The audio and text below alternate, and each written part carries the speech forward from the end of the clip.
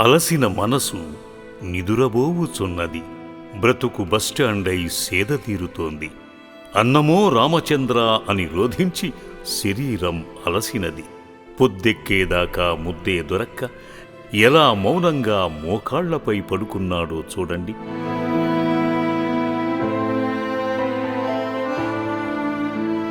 ఈ నిరీక్షణ ఎవరు పెట్టిన పరీక్షో ఈ పెద్దాయనను ఈ పరిస్థితికి దిగజార్చింది. ఈ విచిత్ర అలంకరణ, చేతులకు కట్టిన తాళ్ళు, వేళ్లకు చుట్టుకున్న కరెంటు తీగలు, రోడ్లపై పడేసిన గాజులు తనకు అలంకరణ శోభగా కనిపిస్తాయనుకుంటున్నారా? పిచ్చితనం తన జీవితాన్ని మార్చింది. తన మంచితనం ఇలా బజారు పాలై విక్కిరిస్తోంది. అన్నం కావాలి, ఓ ముద్ద పెడతారా అని ఎవరినో అడుగుతున్నాడు. ఏమిటయ్యా నాకీ శిక్ష అని భగవంతునికి విన్నవించుకుంటున్నాడేమో. కనపడ్డ వారినల్లా ముద్ద పెట్టండి అని అడుగుతున్నాడు.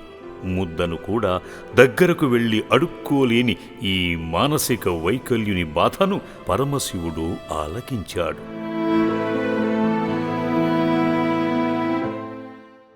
తనకు రక్షణ కల్పించే దివ్య రథాన్ని తన దగ్గరకే పంపించాడు.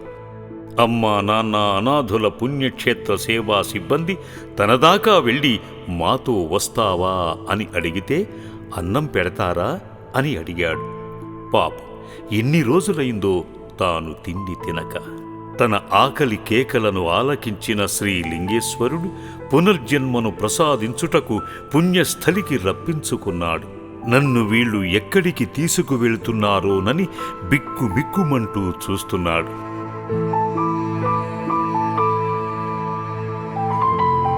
ఎట్టకేలకు ఆశ్రమానికి చేరుకున్నాడు.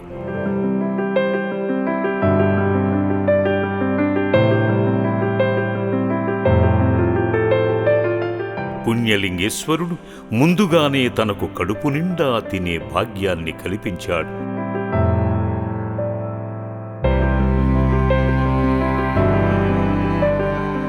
తన ఆకలి తీరిన తరువాత స్వామివారు అందించే పునర్జన్మ కార్యానికి సేవా సిబ్బంది ఈ మతిలేని మనిషిని సిద్ధపరిచారు.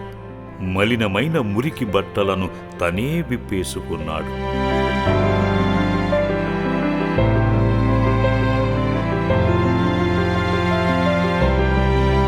మెడలో గొలుసులను, బెల్టులను, తాళ్లను, చేతికి ఉన్న తాళ్లను, గాజులను, వేళ్లకున్న కరెంటు తీగలను తెంచివేశారు.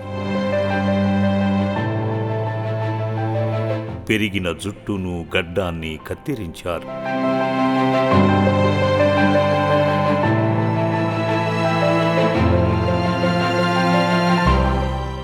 దాతలు అందించిన వస్త్రాలను ధరింపజేసి తదుపరి పుణ్యక్షేత్రానికి నడిపించారు. స్వామివారి సన్నిధిలో ఈ పెద్దాయన ఎంతో భక్తి శ్రద్ధలను వహిస్తూ సిబ్బంది సాయంతో ఆ సాంబయ్యకు శిరస వహించి తానే శ్రద్ధతో జలాభిషేకం చేశాడు.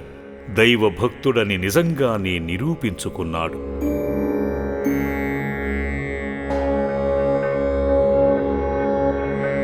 అర్చకుడు మంత్రోచ్చారణతో తన రక్షణకై హారతినిచ్చి అక్షింతలు చల్లాడు.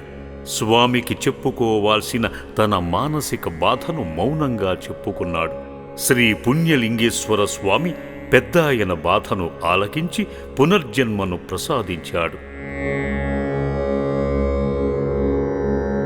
పుణ్యక్షేత్రం తమ బిడ్డగా అంగీకరించింది. తండ్రులను కోల్పోయిన తల్లిదండ్రులారా, ఇలాంటి వారు మన పుణ్యక్షేత్రంలో 600 మందికి పైగా ఉన్నారు. వారందరి ఆకలి తీర్చే అన్నదాతలై సాగిరండి. మీకై మేమున్నామన్న భరోసాని కల్పించి వారికై మీరే ఆత్మీయ బంధువులవ్వండి. సర్వే జనా సుఖినో భవంతు.